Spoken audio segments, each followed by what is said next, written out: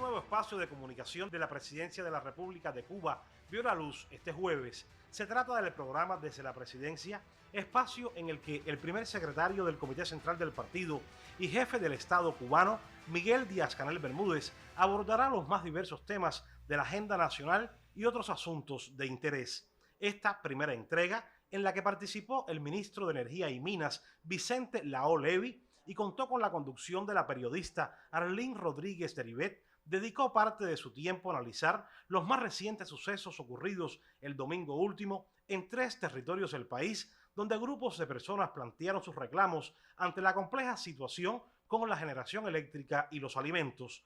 Sucesos estos, enfatizó el presidente cubano, que fueron aprovechados por los enemigos de la revolución para en el espacio de las redes digitales mostrar una imagen de caos o llamar a la desestabilización sociopolítica del país.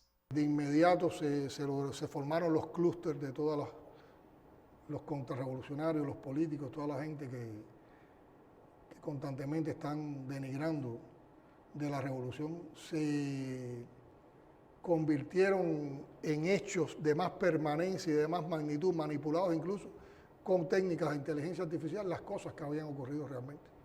Cuando vemos la confrontación entre esas dos Cubas, nos damos cuenta también de la perversidad que hay alrededor de todo esto. Y ratifica en nosotros la convicción de que todo esto responde a toda una plataforma que busca el estallido social en Cuba para acabar con la revolución.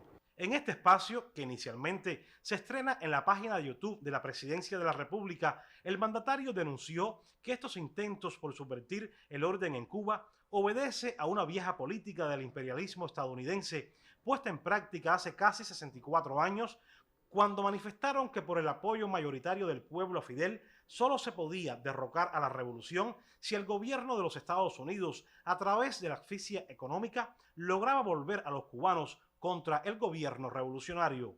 Una práctica que en estos momentos aplican más que antes con el recrudecimiento del bloqueo y la inclusión de Cuba en la lista de países patrocinadores de terrorismo. Es muy perverso que ese país, ese gobierno, que te aplica un bloqueo genocida y criminal de más de 6 décadas. Un gobierno que te cerca cualquier negociación comercial o económica que tú trates de hacer. Presionan los barcos, presionan los bancos, presionan las agencias aseguradoras, aplican leyes ilegales y extraterritoriales como Torricelli y la ley Helm-Burton. Tratan de ahuyentar a los inversionistas, presionan a los países que quieren tener relaciones con Cuba, cierran las puertas a los créditos, a los intercambios y además nos cerraron los ingresos en remesa. Y como si fuera poco, prohíben que los ciudadanos norteamericanos vengan a Cuba de turismo.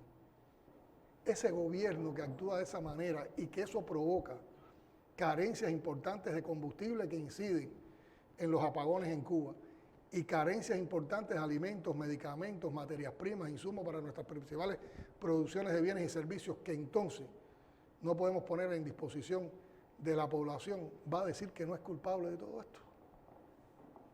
¿Dónde está la vergüenza de ese gobierno? ¿Dónde estaba la vergüenza? ¿Cuál es la mentira que está diciendo Cuba sobre eso? Mientras exista bloqueo, mientras haya bloqueo recrudecido y mientras exista la inclusión de Cuba en una lista de países que supuestamente apoyan el terrorismo, nosotros tenemos todo el derecho soberano de culpar al gobierno de los Estados Unidos. Al intervenir en este primer programa, el ministro de Energía y Minas comentó sobre todo lo que ha hecho en las últimas semanas el gobierno cubano para adquirir combustibles en el mercado internacional, desafiando la persecución enemiga. Gestiones que junto a la entrada de la termoeléctrica Antonio Guiteras este lunes, enfatizó, han hecho posible una mejoría en la generación de electricidad en el país. Igualmente comentó sobre un amplio proceso inversionista en el sector a corto y mediano plazo que permitirá, con el empleo de las energías renovables, la generación de unos 2.000 megawatts. 1.000 megawatts en el corto plazo de un año y un mes. En la semana 17 de este año empiezan a embarcar los primeros 200 contenedores. La semana 17 es la semana que viene. Es la semana que viene. Y empieza un movimiento grande, como el que se hizo en la revolución energética, grande en todas las provincias del país. 1000 megawatts son 46 parques fotovoltaicos. Si 46 parques fotovoltaicos repartidos entre todas las provincias viene promediando unos 3 parques fotovoltaicos de 20 megawatts cada uno, 21 megawatts para ser más exacto. Ahora, después vienen otros 1000 megawatts que van a ser un poco más desplazados. Eso tiene un ahorro de combustible sustancial, importantísimo, sobre todo de diésel y de fuel, que es el que utilizamos por el día, esos grupos electrógenos que utilizamos en el horario pico. En esos 2000 megawatts tienen previsto acumulación de energía, baterías, para poder lograr en el horario pico y durante todo el día ir trabajando con el sistema eléctrico de una manera mucho más eficiente.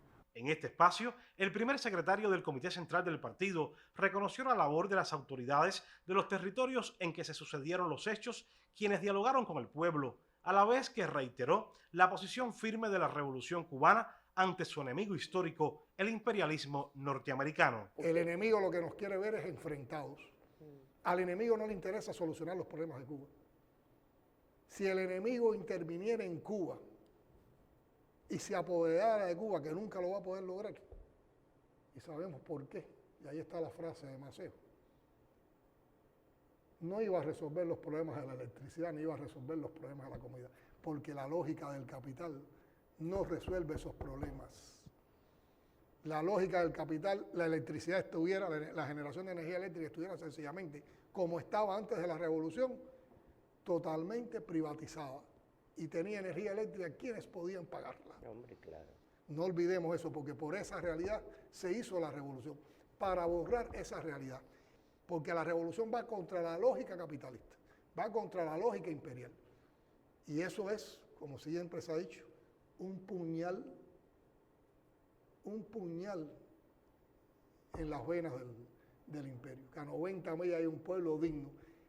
En los minutos finales del programa, producido entre la televisión cubana, Estudios Revolución y el equipo de análisis y comunicación de la Presidencia de la República, trascendió que el próximo espacio estará dedicado al suministro de los alimentos, otro de los temas que más afecta a la población cubana. Wilmer Rodríguez Fernández, Canal Cubano de Noticias.